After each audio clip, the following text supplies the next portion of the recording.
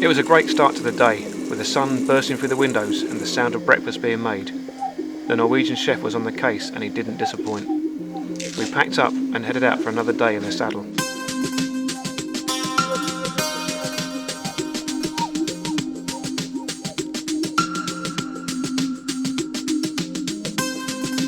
We decided to see how close we could get to the foot of the glacier, the Langviokul glacier, and so we took a couple of hours diversion off 35.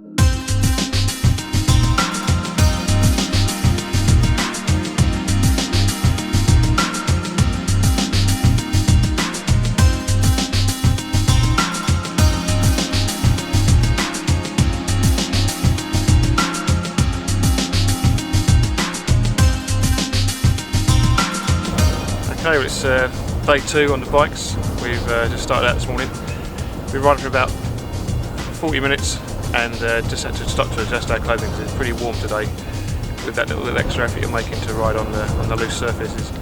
We're on our way to Langviokul glacier. It's the longest glacier in Iceland, not the biggest but the longest in shape, which is just behind us.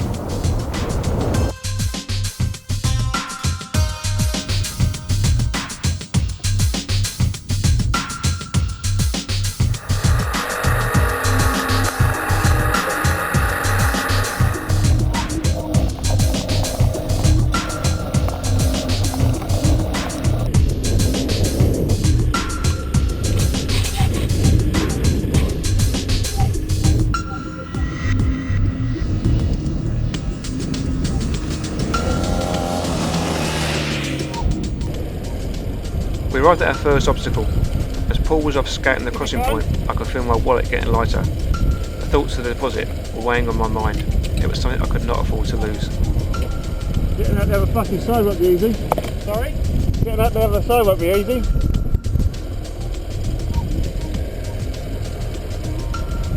Early that morning we had left the hut and managed to beach our bikes on a shallow incline, due in part to our road tyres and lack of momentum on approach.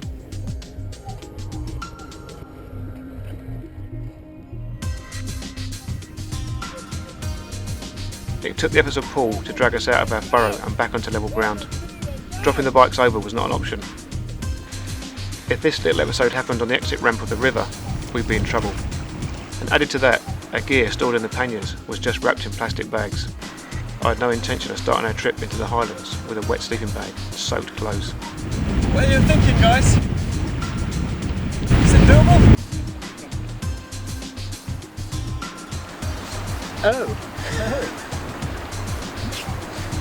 So Paul, what's the verdict? It's too deep. Especially for an unnecessary Yeah, I won't risk it. No. Sorry. There's no point. For once in our lives we had our sensible heads on. Our deposits were safe until the next time temptation came our way. For us it was purely a financial decision, and we made the right one. We prepared for the ride back to the 35 and our journey north to Hervilea along the Kiola route.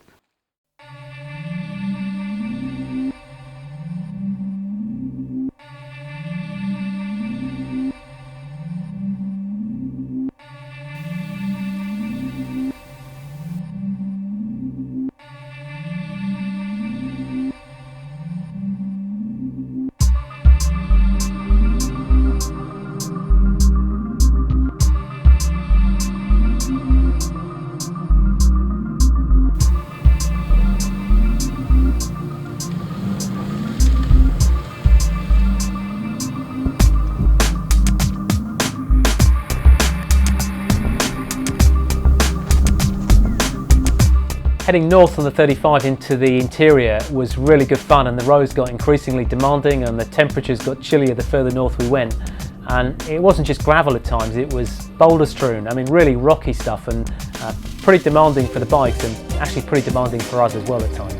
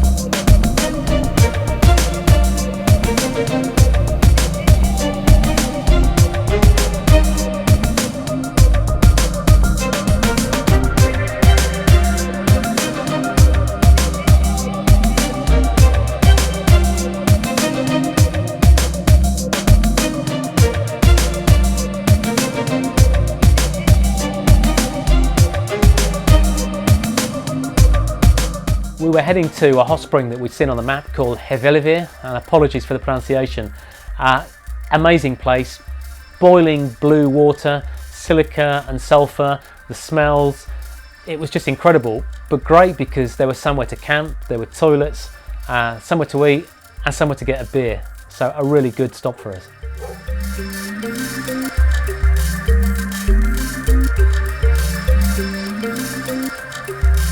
We arrived at Hveravellir the second night, and this was really what we wanted. You know, this was what we came here for, to seek out hot springs and just have a bath.